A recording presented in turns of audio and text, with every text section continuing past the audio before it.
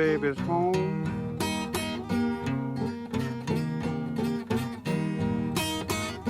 Cairo, Cairo is my baby's home.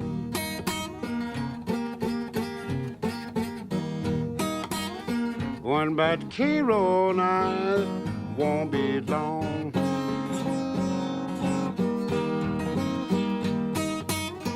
Women in Cairo, they will treat you kind and sweet.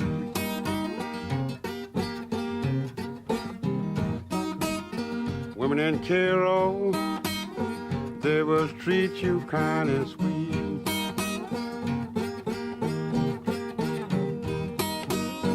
Catch you riding and take you off your feet.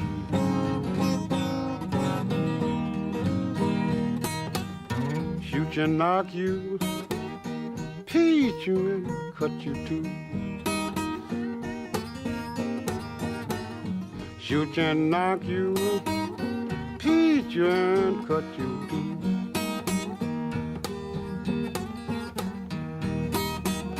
They get through the graveyard, then for you.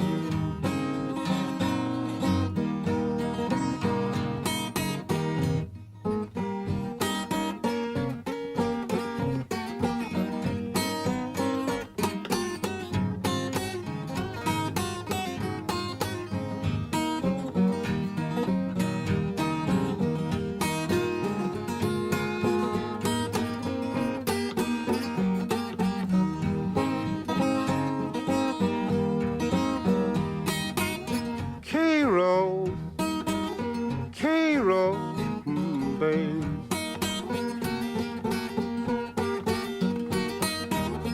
Cairo, Cairo, babe.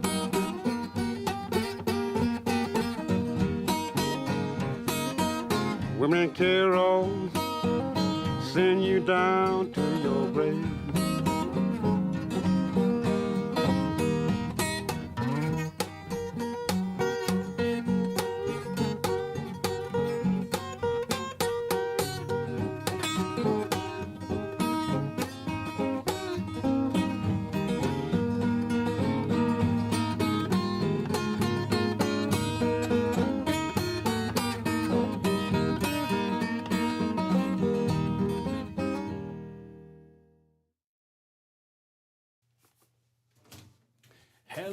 Hello, and welcome to another live stream, Blue Monday with Homesick Mac. Glad to see you here. All right, Albert, right on. Last week you mentioned feedback potential with your amp when you switched over to the acoustic guitar. Hope that you may touch on that experience. Okay.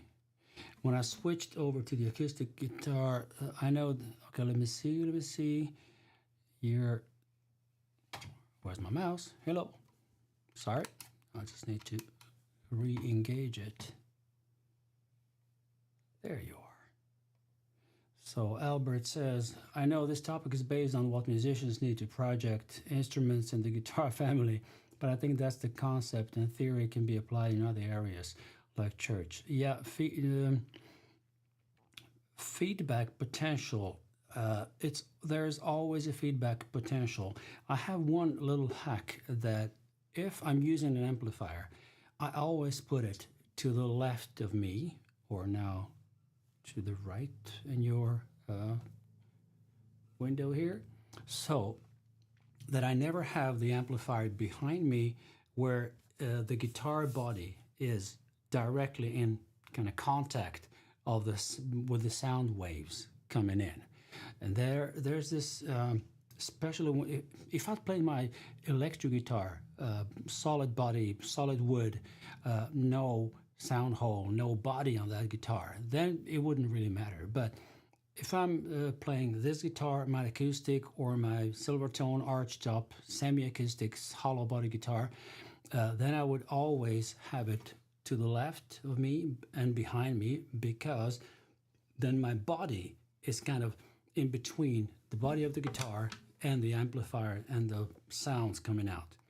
And usually that would prevent this kind of boomy response, which usually comes around the notes of A, B, maybe C, somewhere there. Up here, like a... Those three notes are the devils in live situations. Hello to the rest of the folks. Geir, Norwegian Attack, so glad to see you. And our next regular, Graham, hi. So, what's the topic for today? There are actually two. And the first one is about live sound. Who's to blame or who's to praise if the sound is good or bad? And the second one is, I kind of found this treasure, a song that I used to play with my former colleague Sam Mitchell, and it's a song that's played in open D, which we haven't covered for quite a long time. So I thought, okay, let's have a song of the week where I maybe play you a couple of different versions of that song, which is a very, very old, I think it's even a hymn from the beginning of the last century. The first version I've heard was by Blind Willie Johnson, which must have been in 1927, 8 or something. So it's a very, very old song. And it's been covered by country artists, rock artists. Eric Clapton has played it, and many other musicians. And Sam Mitchell recorded this on his first album called, it's later reissued and called The Art of Bottleneck Guitar. I forgot what the name of the original record was. But I'll be playing that for you guys. And I have some examples to show you of live sound, some footage and all that. So yeah, it's going to be fun. But we'll start, as usual, with the guitar backup. But there's going to be a special one. Because you see my t-shirt? I got Louisiana Red. There, right? Woo! That's red. So, a guy that I used to play with and I respected so much.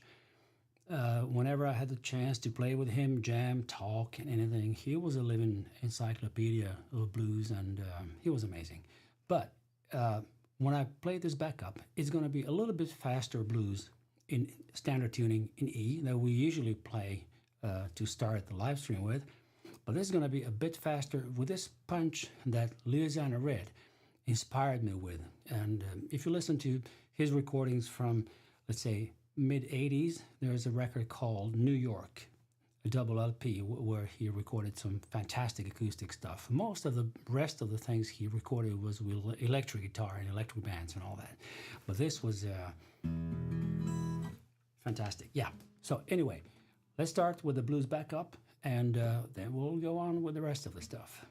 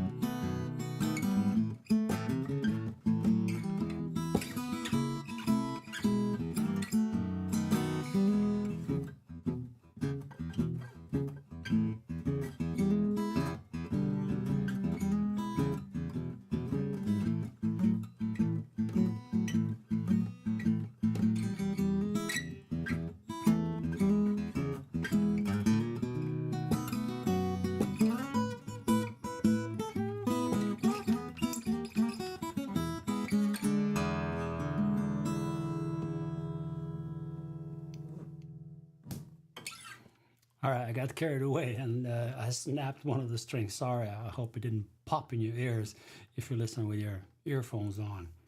Yeah. All right. Albert, you have to explain this one. Was that feature song called A Device? If not, we'll get the chance for David to play it on Friday. No, it wasn't. All right. All right. Let's move on to the live sound, and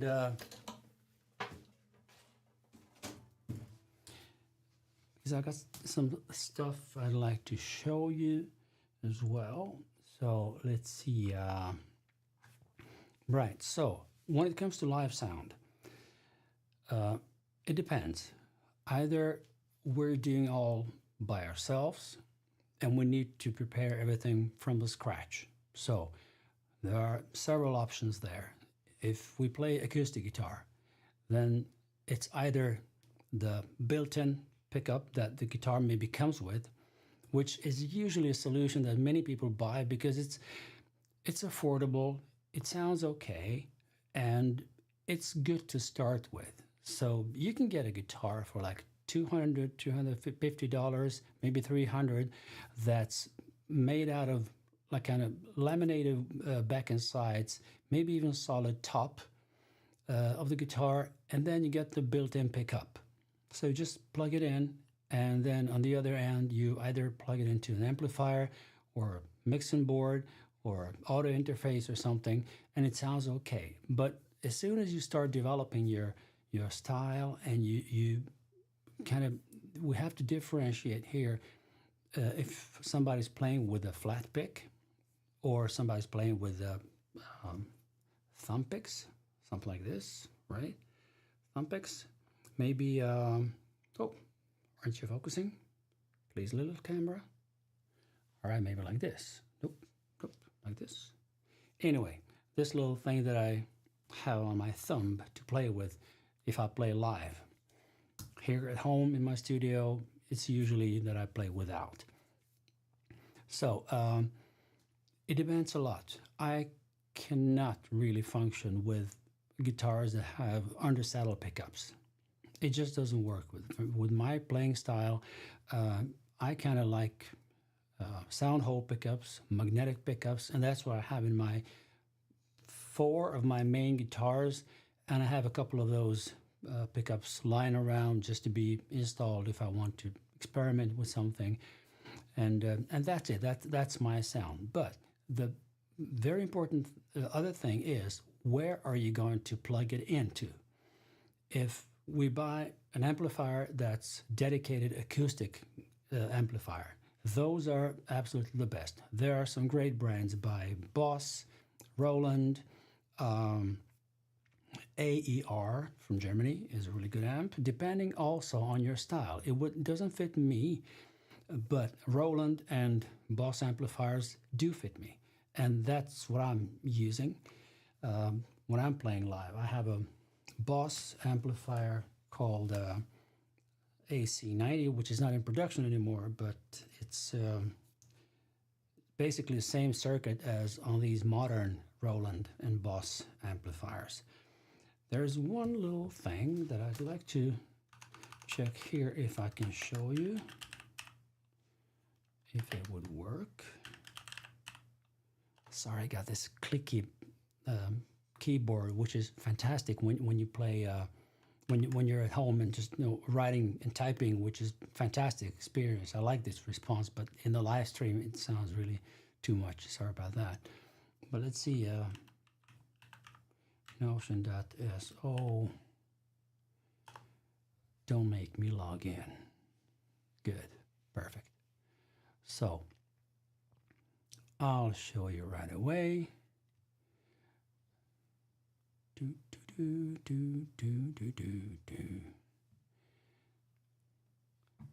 I'll be right with you.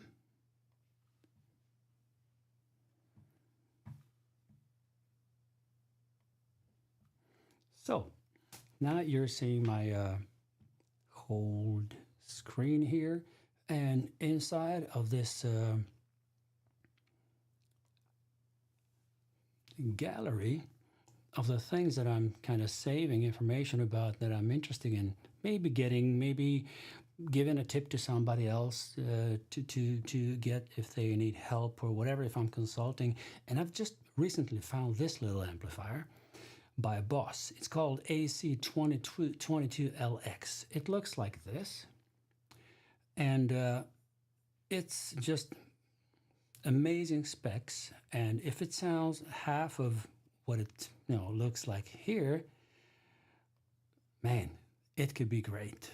Let's see if there are no more images of this. Of course, there's their website for their acoustic apps, which I can see, bossus.com. I think that's the right address. That's right. Except here it is, right here on the first page. Wonder why. And I've even contacted Roland Scandinavia, which is our local here.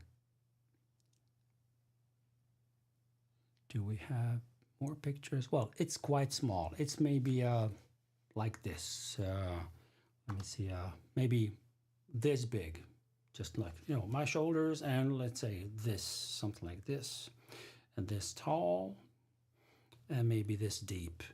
It's got 2 loudspeakers and all of the bells and whistles that you would need from an acoustic amp. And you can also sing through it.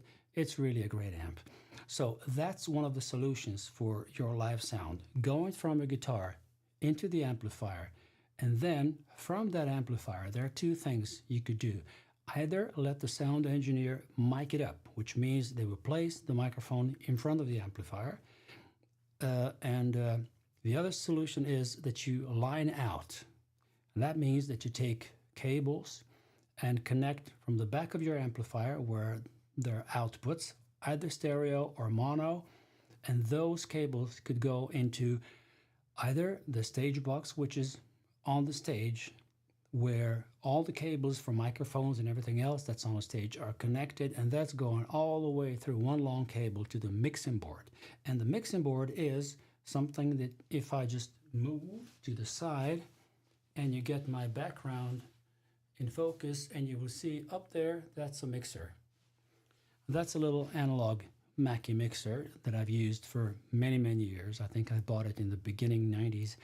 And then I have another analog mix that I take with me on my gigs. And sometimes I would also connect my guitar without the amplifier directly to this little mixer. And then I would give the sound guy 2 cables for my mixer. Here you go. And those cables need to be microphone cables, those XLR, those round ones with like 3 pins inside, not the guitar cables. If you have a guitar cable, which is just an average cable like this, right? Either that end or this end. So it depends. If you have that cable, usually sound guys have a DI box. And DI box looks, let's say, like this. One of the models is this. This is a Behringer, also very old. I've had it for ages, and I always take it with me just in case. You never know when something can go wrong. Something can break down, and I always have this ready because all I need to do is to put it on. It's active. It's got a battery. If they don't have this phantom power from the mixing board to the stage, I can solve it with this, and then I just give them this microphone cable, right? That's how they look. And they connect it directly to their stage box. Why am I telling you all this? This could be too much information for somebody who's never done this or only have been playing at home and maybe is considering playing live. Like, okay, well, maybe I'd like to play on that house party, or, a friend of mine is kind of celebrating birthday in 2-3 weeks. I'd love to play. Okay, so without going into too many details, the reason I'm telling you this is because we need to be prepared. It doesn't matter at which stage of our musical journey we are for the moment. There are some things that are very easy to understand, which means I need to prepare for any kind of situation. I've been invited to play here in our house. We're going to have a kind of little party in the garden with everybody. All tenants are going to get together, and they say, "Oh, could you come down and play a couple of songs?" I say, "Yeah, sure, I'd love to do that." And they say, "Well, we don't have a PA system. We don't. I mean, you can just play acoustically." I said, "No, because it's impossible. As soon as you have 5 or 6 people talking in a little company, and maybe 20 people around, and maybe 5 of them are really listening, and the rest of them are just, having fun, and okay, you're playing, but it's not a real show, right? I want to relax when I'm playing. So I'll take my little amplifier and just draw this long electricity cable from somewhere in the garden, and I would prepare for that couple of days ahead. So what we need to do is we need to know what kind of system we have in the guitar. If we have a guitar that has an undersaddle pickup, and some guitars come with a little preamp built in here on the side of the guitar with several knobs: volume, bass, treble, notch filter, tuner. It's amazing how much stuff they are able to put into this little thing. But not all of them are really good. So I would always advise to support your local music store. Go there, take the guitar, plug it into an amplifier that they have at the spot, plug it into a little PA system that they most certainly have set up somewhere, because they're selling PA systems as well. So I would definitely advise you to try this guitar, and before you buy it, and then you'll know what you're getting. Play with the knobs, and you'll see. But if you already have a guitar somebody else bought, or you bought several years ago, maybe you're at the age that usually my participants for my guitar retreat are, which is 50 plus, and they maybe played in their youth, and then eventually they bought a guitar with a built-in pickup, and then 20 years later, they say, "Oh, I'd like to take up the guitar, again and just play a little bit." Yeah, sure. And that's what they've got.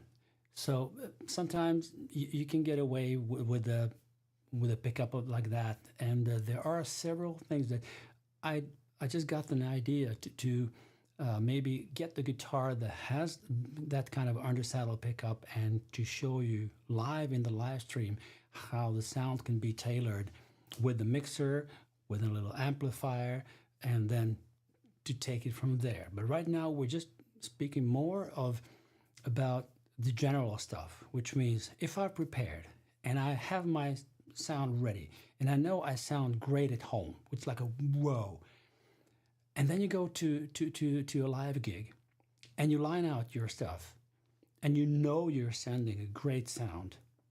But then you go down with a long cable that you got with you, of course, because I always have a very long cable, which is, I think it's 6 meters. I don't know how much in feet that is, but it's a 6 meter long cable, which makes it possible for me to connect everything on the stage and then just go forward and hear what's out there in the loudspeakers, how the audience is going to hear it. And a good sound engineer won't mind that. But I remember they reacted like, "Oh, you don't have to. Don't you trust me?" It's like, look, I'm playing here. It's me they're going to listen to. I want to make sure I sound good. It's got nothing to do with you. It does, of course, but yeah. So I do that to check it out, and then in some cases, it just didn't sound good. It was like, what? This is not my sound. Why is that? And then here is where we come to this thing that's called dialogue with the sound people. And dialogue with sound people is, okay, I know my gear. I don't think it sounds good. How do you tell that to somebody who obviously thinks they know their stuff because they got the job, they got the PA system, maybe they own it, maybe they've been working at this club for ages, and then you come and you're kind of a, this doesn't really sound good. And they're like, come on, man. So the most important thing is to show respect. If it's okay, it's going to be mutual respect. You are working towards the goal of having a good live sound for the audience. So everybody's going to be happy. So my kind of how I formulate myself when I say this is, okay, look, I'm sorry. Would you be kind to come up on the stage and just listen to my amplifier? I would love to have that sound out as well. So actually, I am telling him this doesn't sound like my amplifier really, but I don't tell him he doesn't know how to do it. I invite him up on the stage to come and hear what I'm hearing, because I know that my acoustic amplifier has my ideal sound right in front of me, and that's my monitor. That I'm lining out that with cables into their system means that it's going through several stages of something else that's happening around. So I'd like him to know about this. Sometimes, I don't know, many of the PA people are now using these digital mixers. Sometimes they just have something in the memory of the mixer from the gig before or something, and they forgot to turn it off. They forgot to reset the stuff. I mean, everything can happen, but I don't want to write it on their nose. I just invite them nicely to check on the stage. So and just tell them, like, do you think I could get this sound down there as well? Maybe it would be better to mic the amplifier. What do you think about that? So you give them, the respect, and you give them the decision-making opportunity. And I think it's a nice way of putting things. So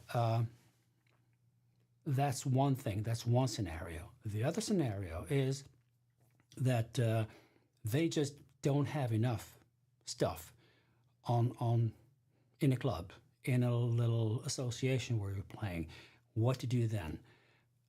Okay, I've invested really. So I always have with me my bigger amplifier and my smaller amplifier. Sometimes I would take my Bose PA system, which is consisting of one big loudspeaker tube and one bass woofer and my mixer. That's like 3 extra pieces of gear that I just throw into my car and just have it ready just in case. So sometimes it did happen that PA just broke down, didn't work, or one of the loudspeakers didn't work, or mixing board broke down, or something happened. So I'm always ready. So that's my second advice: always be ready for something that's not obvious that could happen. Another thing which is also good, that if you're playing on at the club or in a church where somebody's responsible for this evening, it's always good to send them an email with some information prior to your gig. Don't wait to show up and then start discussing what's going to happen, because sometimes those people who are responsible for your booking are not going to be able to be at the place where you're playing, because they have other obligations. Maybe they do your booking during their day job time, and then this is in the evening. So maybe they just have some volunteers or somebody else over there. And I don't know what's the name for a vaktmästare in Sweden. I think it's a janitor. Many churches have people who are responsible for, the clock ringing and the bells and some technical stuff, but they are not sound engineers. They don't know anything else but to maybe raise the volume for the priest's microphone, and they know where this headset is placed, but they don't know the rest of the stuff. So it's always good to right ahead of your gig and just present what you're bringing with you and how you usually have your stuff. And then, of course, you'll write that you're going to be flexible. I can take something else if it's necessary or whatever, which means you do an upfront job of really being flexible and respectful, and just to show that you really want to make this work. All right, I'm talking, and in the little corner of my eye, I see some comments coming in. So I'd like to see those. And Albert wrote, did you ever use your Mackie mixer as an amp or am I on a different planet? Oh, well, actually, what the mixer is, it can amplify your sound. You bring in your guitar and maybe even your voice. Sometimes I would combine. Maybe their PA system is really, really good, and I see it's some advanced stuff. Then I would, leave them the vocal part to go directly through their system, and that's it. But the guitar sound, I have all these possibilities. Take the mixer, and then from the mixer, it goes to their stage box on the stage. I mean, the stage box is actually let's say, imagine this phone being a box with just loads of these XLR inputs. This is a male, but there are females, right? So you need to have a male XLR to plug it into that. So from my guitar to the Mackie mixer, and then with 2 XLRs into their stage box, which means that they can have it as a stereo and put it into left, right, just like I'm doing right now in this live stream. If you're listening through your headphones, then you will definitely notice that there's a difference in sound from, let's say, 2-3 weeks back and now, because I've just put these 2 microphones for the guitar in stereo and I'm panning them so that you have a little broader and nicer stereo sound picture. So let's see. You can answer me another time. I have a small Behringer bass BDI, bass modular drive, that I use with my bass. Yes, I'm aware of that one. You're triggering a lot of stuff. I saw that you just broke out the XLR 2/4 cable. Do you prefer using XLR or a mono or stereo when you amp up for quality sound? So if I'm using my AC90 Boss amplifier, then there are 2 XLRs out, and usually one is for the voice and one is for the guitar. If I just want to send out one, I will just send the left one, and that's then going to be mono, both guitar and the voice in the same. The trick with that solution is that you really need to EQ, which means you need to color your sound the right way on the amplifier, because when you send it to the PA, it can be all of a sudden it's a mono, and then they add some basses. They think they're going to add it to the guitar, and it's coming to your voice, and all that can be a mess. But usually it sounds good when I really have a good sound in my amp from the start, and they just send it out through the lined out with 2 XLRs. So basically that is. Your Behringer BDI is similar to Sans Amp Bass DI, which also has a drive knob, and that's the impedance converter, which means you connect your guitar into this DI box, and then you send it out with an XLR to the stage box if you want to play directly into the PA system, which is actually very convenient. Another caveat with that is, or the drawback is, that if you're trusting the sound guys when you're using the DI and then sending it out, if they don't have good monitors, then you really don't know what they're hearing out there. So either getting a long cable so that you connect the way they want it on stage, you got your DI box, and then you go out and you listen how everything sounds. For this particular reason, I actually prepared 2 or 3 very short video recordings of Maria Stille and myself, Delmore sessions, from a couple of recent gigs where I actually had problems in hearing myself, because all of a sudden, and the sound engineer there was a person who I've worked with for many years, but it was always in a band situations where I played either my acoustic guitar through an amp on the stage, or I played my hollow body, this jazz Silvertone guitar, and that was another situation. This was that we went directly. I didn't have my amplifier with me, but I used my Boss MS3, this effect processor where the sound is done, all is fine.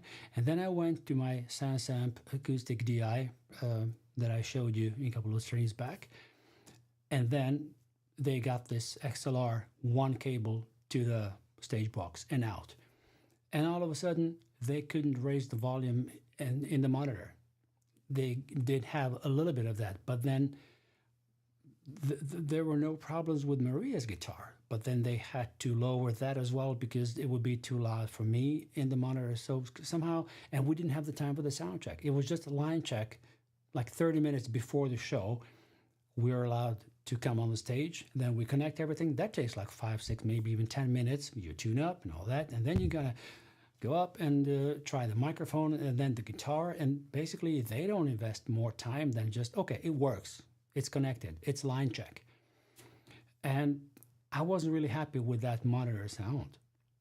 I was happy with my vocals, and I was using this very microphone, this Earthworks that I told you about in the last week's live stream, and that sounded great live out there. So what I had to do here was to use my experience of many, many years of playing live and being able to hear, under quotation marks, what's coming out there. You cannot tell maybe the sound color. You cannot tell if the guitar sounds really, really good. But you can tell if the sound is too harsh, if there are too much trebles, and you can hear the middles. Let's say if they're kind of too prominent, and then you can maybe ask them to do that. Another drawback of that kind of situation is that how do you adjust for the live sound when you're playing and the audience is in front of you and somebody you know in the audience is kind of showing you like a kind of raise the guitar, it's not loud enough, right? So how do you say that to a sound guy without writing on his nose like, hey man, you're not doing your job well? And that's also a tricky one. So sometimes I would just say that, yeah, I'd like to have a guitar a little bit higher, please. And then I just leave it there. I don't argue. I've seen artists get in the fight with the sound guys from the stage while playing for the audience. And they were really demanding and said, look, man, I'm leaving the stage in exactly 1 minute if you don't do like this. And he started walking away. But that was a big artist. That was somebody who really had the authority, and I didn't want to do that.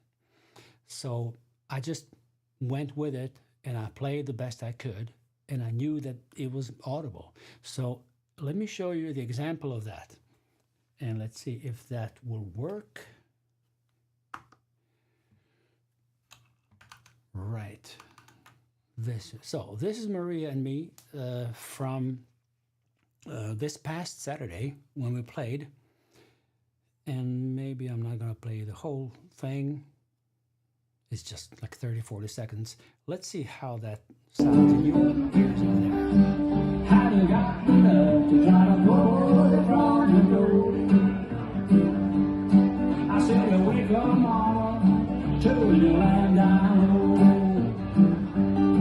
I said we come on to the land I know.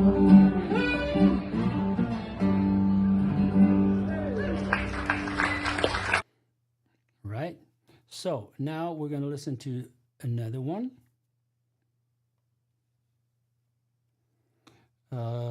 New train, that's it. Oh, I'll just have to close this one. So listen to this one. And darling, you can love one, only one. Darling, you can love one. You can love one and have fun. Oh, darling, you can love one. And darling, you can love two. I will tell you why. Darling, you can love two.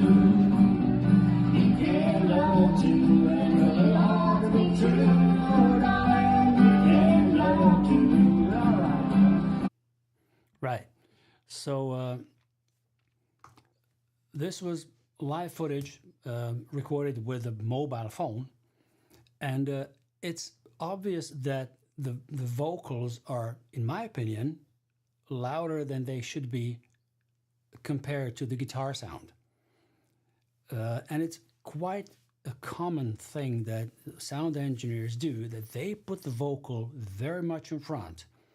And if you listen to, let's say, any Tommy Emmanuel video on internet, just go to YouTube, type in Tommy Emmanuel, and you will come to a song where he also sings, and you will see that they're almost equal.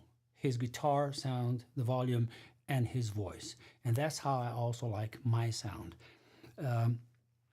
Usually sound engineers don't do that. So I most often say that in advance before the show.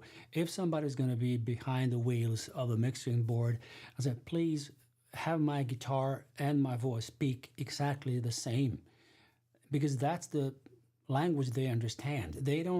Sometimes they don't think volume. They think, oh, it's speaking. They have some of those boom meters on their mixing boards that show, like, okay, how much is this speaking? And is it coming to green or yellow or to red?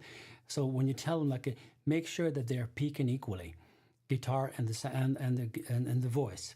That's also one of the solutions, but we didn't sound like that there. So let's go to the third one, and this is recorded with a little bit better mobile and a better microphone, which was external. But here you will see what I mean when we talk about equal volume of the vocals and right. Oops, sorry, I forgot to change this one. That's it. Maybe I can do it like this. Go. Blue, stay away from me. Blue, why don't you let me be?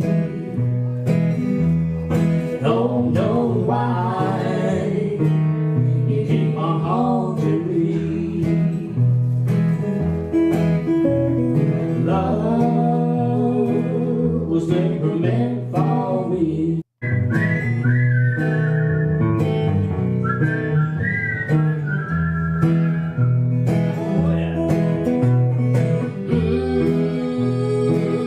Stay away from me.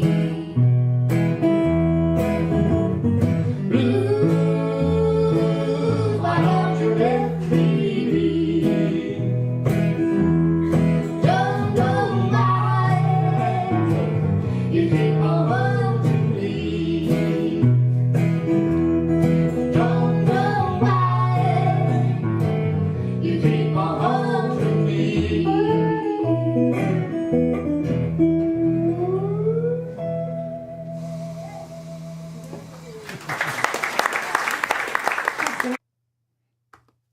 So that was it.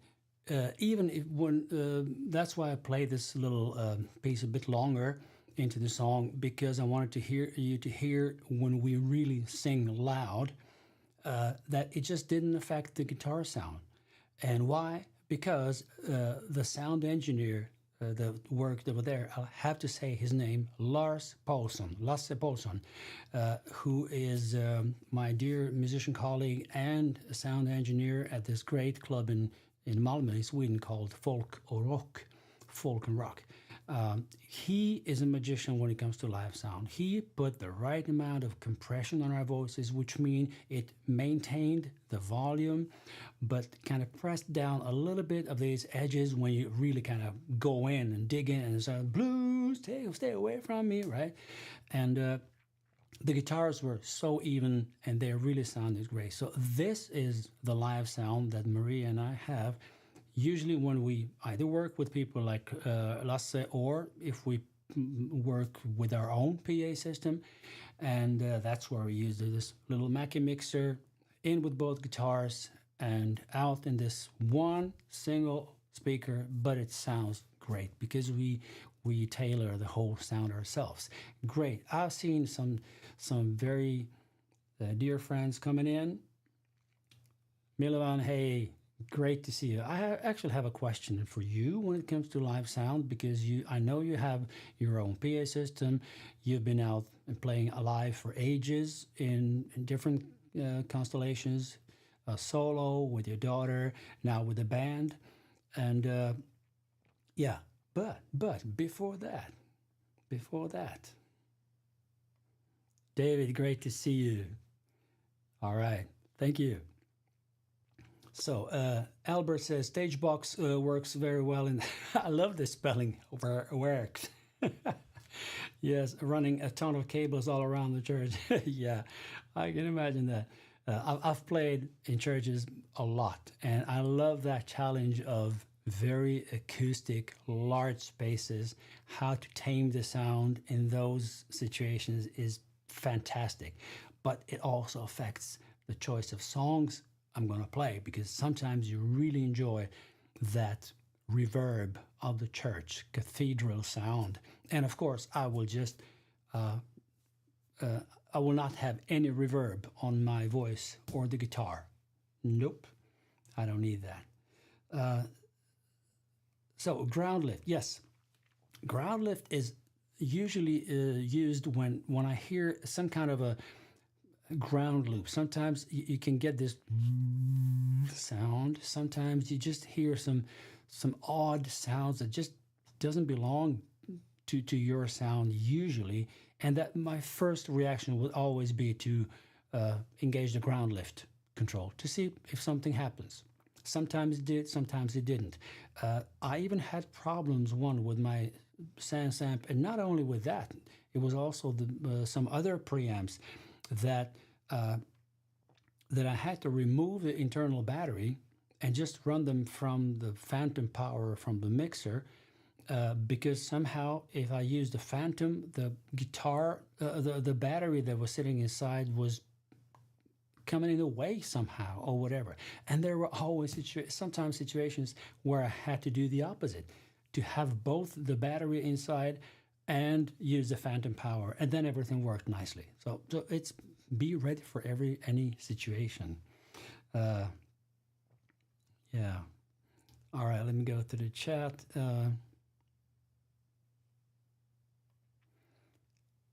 Yes, didn't it? It sounds like the Blue Stay Away From Me came directly from the soundboard. No, it was just my Sony Xperia mobile, the Android phone, that recorded this. I think it was in 4K, but it's a downsampled a little bit now because of this live stream. Otherwise, the file would be like 25 gigabyte big and just wouldn't be able to play like this in the live stream. But it was with a external microphone, with just one mono microphone. It was this video mic NTG by Rode that I just put in front of the stage, a couple of meters away from the loudspeakers, and that was it.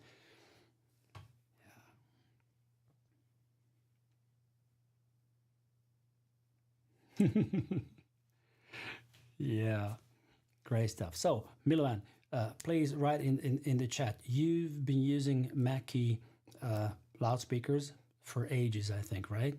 And I think at some point, we had the same monitors that we used as a PA system, and they could also be as monitors. And they even had this little angling possibility that you put it on the floor with the right angle towards us when we're playing and all that. So what's your current setup? How are your guitars amplified? Do you use undersaddle pickup or magnetic? Just while I'm talking about other things, what's the time? Oh, I gotta run through this because I have this song to show you. It's an amazing song. It would slide in open D. Yeah.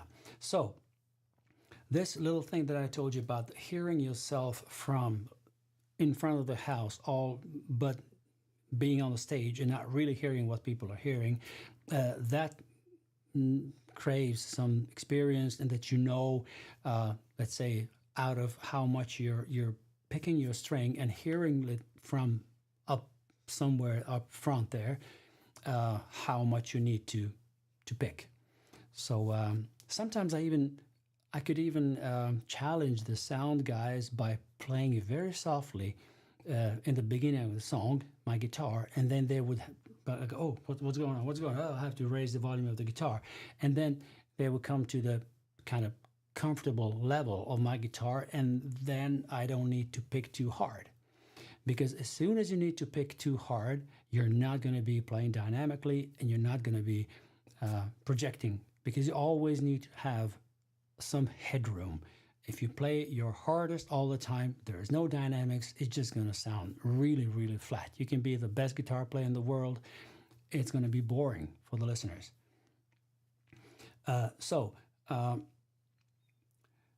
Knowledge about your own gear, a little bit of knowledge about how PA systems work and how they compare to playing through an amplifier and so on is good to know. But actually, it's somebody else's job to know that.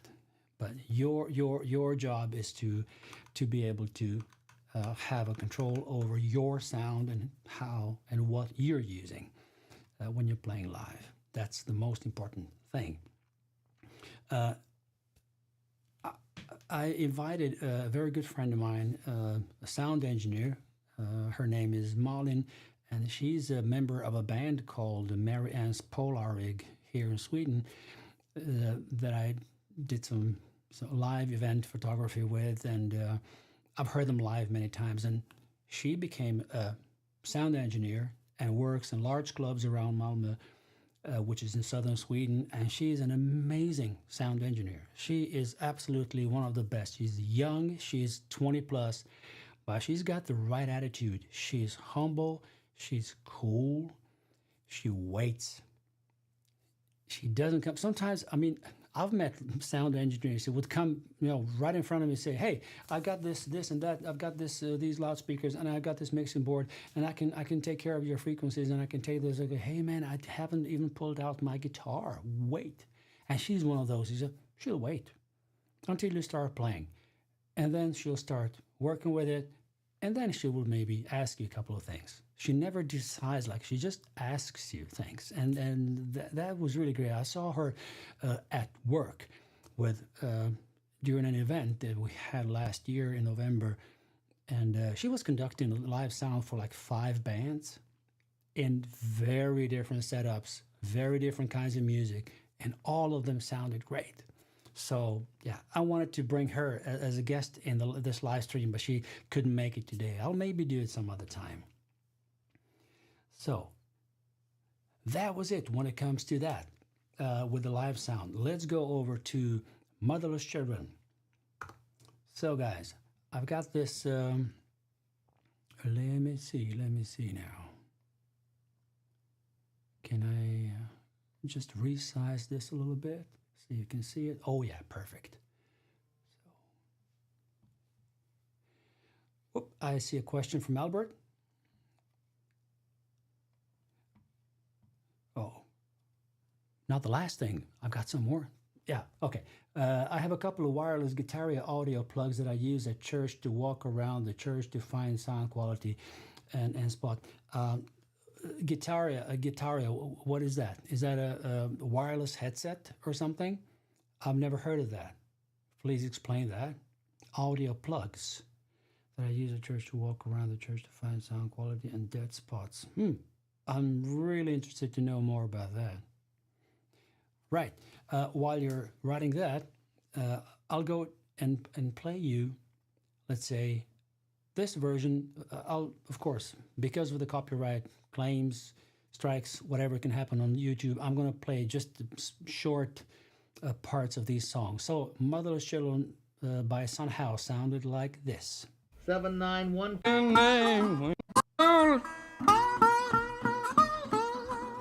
Mother, doing a summer, gonna fall. That's a doing name when they roll it. Motherless children see the heart when they mother. So the song goes like this. Motherless children have a hard time when the mother is gone. Mother children have a time. Mother was gone. Mother have a time. Mother was gone, and so on. And then some people say that the sister will do when the mother is gone. It's a very, very old song. But now we're going to concentrate on the groove and how it was played. And then I will show you some nice stuff when we analyze how my old mate Sam Mitchell used to play this song. That was Son House. Now Lucinda Williams, which is modern singer, right? Wandering round from door to door, they don't have no place to go. Motherless children have a hard time when the mother's dead. Some people say your sister will do when your mother's dead. Some people say your sister will do when your mother's dead. Okay, you get the picture. And now let's listen to Blind Willie Johnson. This is the oldest version that I know of.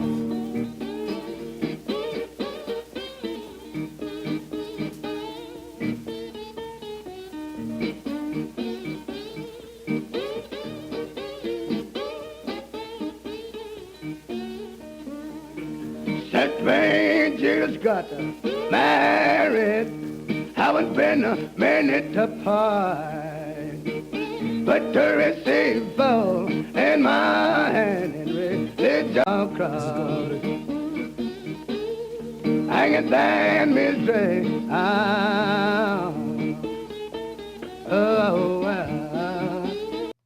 So this was in up tempo, and the reason I'm playing you this song in this order, Son House, Lucinda Williams, Blind Willie Johnson, because Sam Mitchell was listening to Blind Willie Johnson's version and made his own version out of that. And why am I emphasizing his own version? The reason, and the most important reason, is that I've just seen a couple of days ago an interview with, or last week, interview with Jeff Muldour, which I showed you in the live stream, where he was talking about authenticity, how to find your own voice when you play other people's songs, or maybe some well-known songs, and how can you put your own stamp on it and say, okay, this is a song, but this is the way how Albert plays it, this is the way how David plays it on piano, this is the way Milovan plays it with his daughter, this is the way Homesick Mac plays it, right? So here's the way Sam Mitchell played it, and let's go and listen.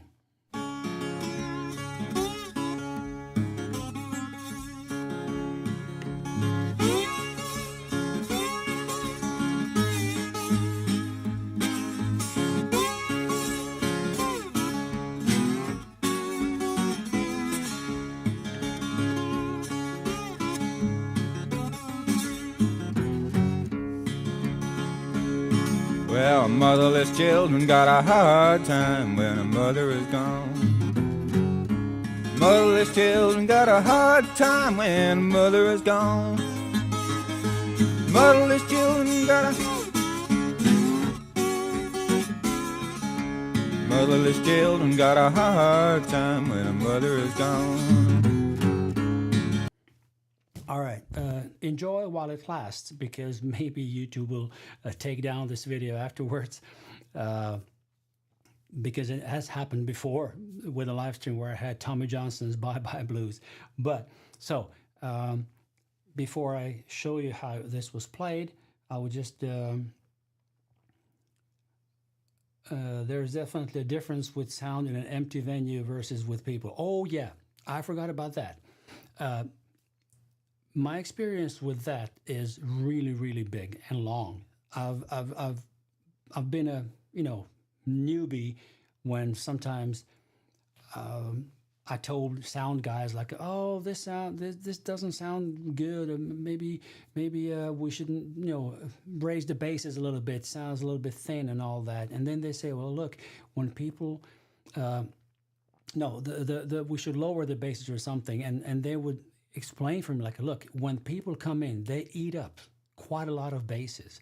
So I know what I'm doing and why I'm doing this. It's great if a sound engineer would explain you that, but it's not always about the bass. It's not always about something that you can predict. But definitely, the sound in the room is different when it's fully packed and when it's not. And of course, it's better when it's fully packed.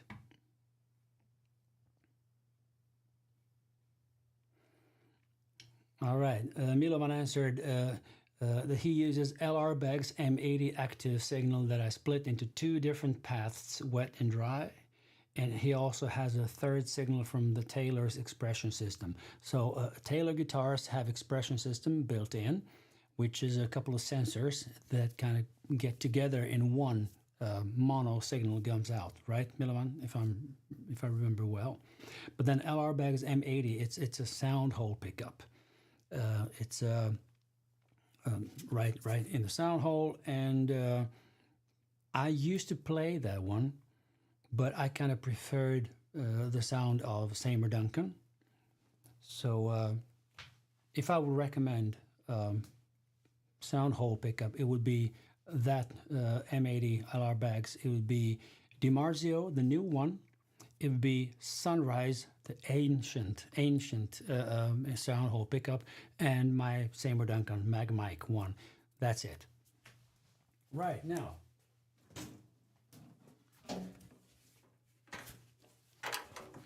The song Sam Mitchell played was in open D, but in this recording, he played this on the 12-string guitar, and he tuned down almost down to C or something. This recording was converted from old LPs, master tapes, to be digitized and to be released on a CD, Shanachi record, that re-released his recordings. So when it came out on the CD, I'm not sure, maybe he just tuned the 12-string guitar the way he wanted. Maybe since he played solo, maybe he didn't tune it to sound fork or to a piano or something. He just played it that way. Many of the old blues artists played in open tunings that are kind of defined as open tunings, but they were not really playing D. It was like sometimes D half sharp, like a quarter of the note higher or lower, right? Which created a lot of confusion with us youngsters who wanted to learn how masters played. So the lick of the week, the song Motherless Children.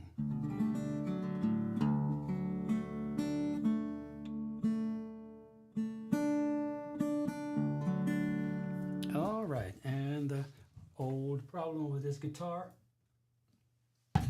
which is a little bit lower than, that's it. So what's in the way? My keyboard. My mobile, and this is my table. So this is the only way I could get close enough to show you how this was done and which strings were played. I'll have to solve it with this guitar, maybe to raise it a little bit, but we'll do that next time. So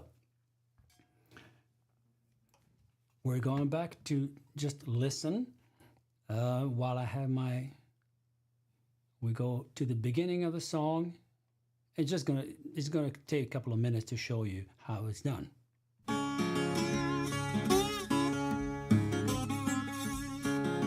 So, do do do do do do do do do do do. That's the melody.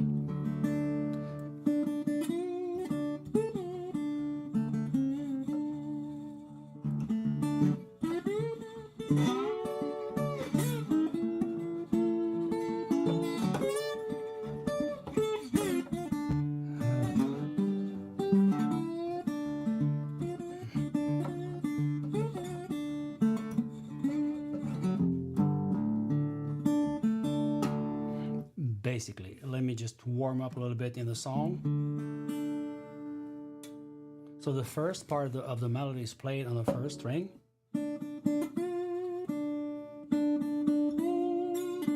It's somewhere in between the third and the fourth fret, which is the blue note would be the major chord melody would be.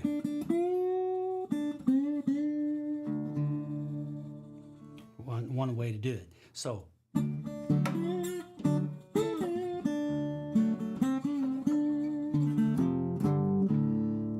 that's the main riff. I'll play it slowly.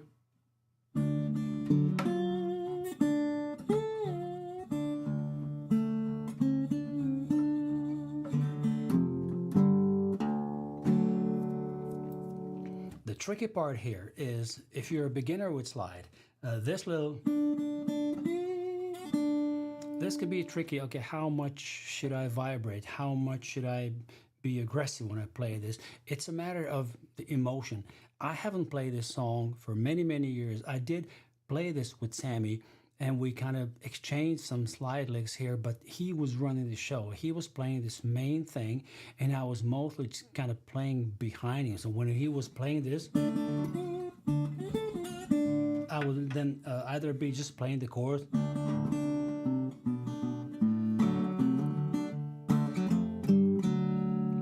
or I would just be up there.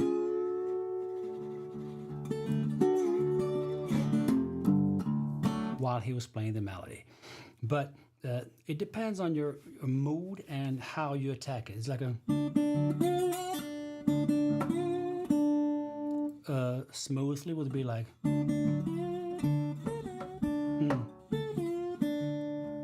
This can be done. So I can pick it once.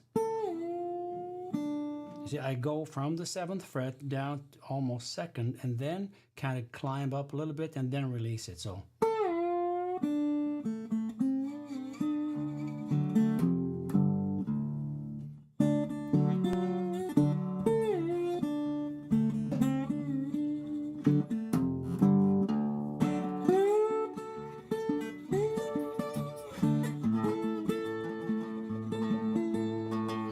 Sammy also did listen.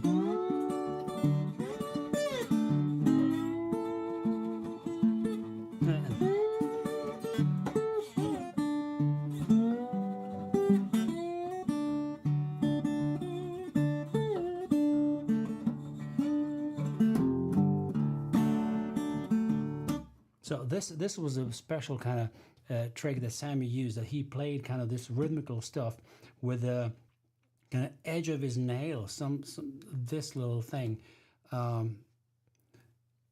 just plucking downwards like this.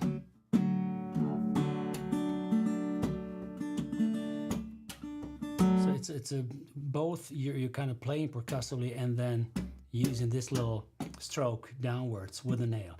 That's one of the reasons that I also threw away my finger picks when I started playing with Sammy, because I saw the advantages of being able to kind of do different things with your fingers. Because if you have your finger picks, you're only able to play upwards. This is in collision with, a lot of players who swear by their finger picks. And John Hammond has all kinds of rhythmical patterns that he's using, and he's amazing, and still plays with a thumb pick and one finger pick. And that's it. So it doesn't have to be a rule. But in my case, I kind of gained a lot by not using the finger picks anymore. So let's go to basically that's everything that he plays in this song. Then sometimes he would just replace the vocal line, just like Blind Willie Johnson did. And many of the early blues players like, Barbecue Bob, Son House used it a lot. It's called Mother to the House Town Weather.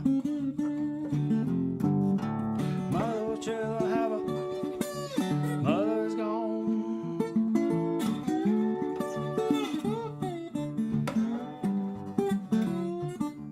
Mother to have a hard time with a mother gone.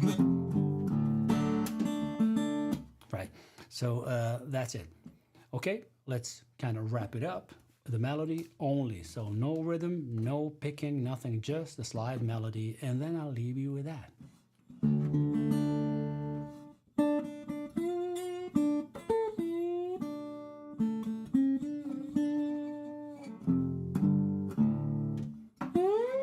Sorry, then it will.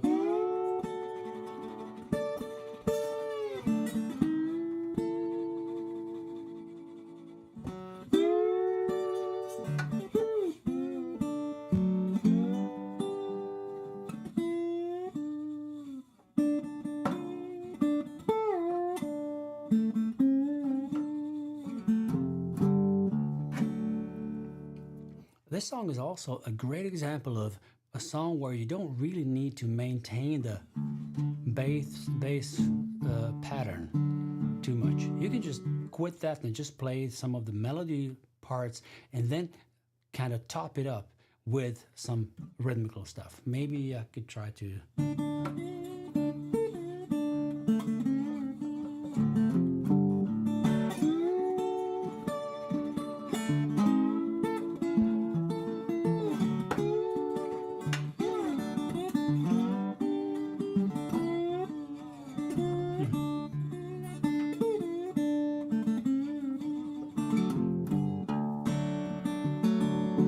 First here, I will come into the kind of groove with the song, right? Yeah. Oh man. So I'm not gonna do it like last week when I finished the live stream by just closing down everything. I pressed the wrong knob. I'm not gonna do it today. I want you to hear the outro song and relax, and maybe you can ask me something else in the chat or just say bye-bye to everybody. That's a really nice way to finish the live stream. So anyway, my usual mantra, keep it simple, but make it groovy. I have a strong belief that if I can play something, anybody else can play it, because it's a matter of not so much practicing, but playing consistently 20 minutes every day, but that will give you more than 3 hours on a Saturday evening or something. So lean back and play some slide. And thank you so much for coming today. And I still don't know what I'm going to be talking about next week, but you're more than welcome next Monday at 9 o'clock, right? Good. So enjoy the rest of your day, evening, night, and I will see you next week.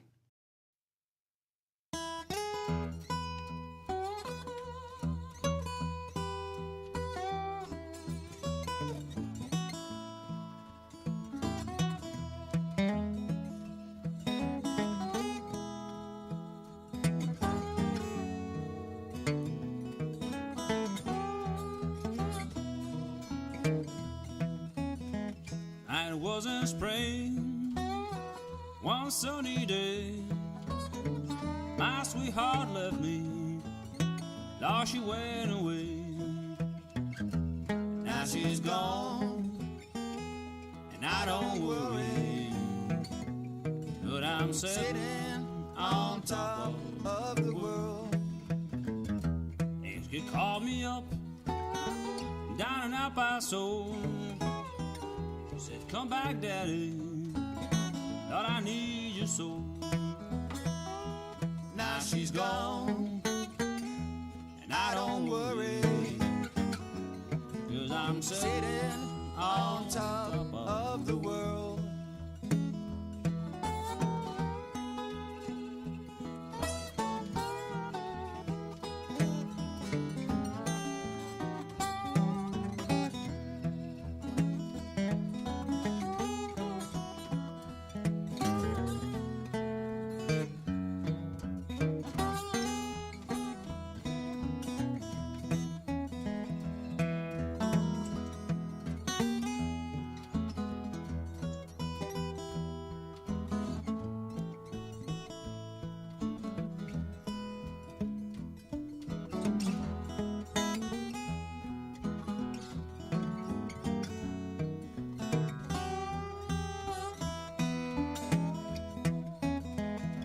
Don't like my peaches, don't you shake my tree. Get out of my orchard, let my peaches be. Now she's gone, I don't worry, but I'm sitting on top of the world.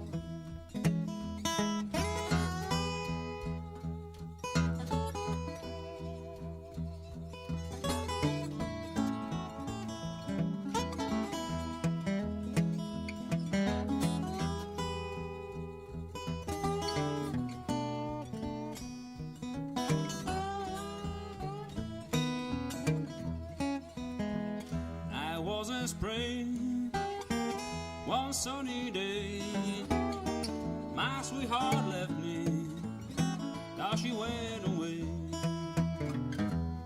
she's gone, and I don't worry, but I'm sitting on top of the world.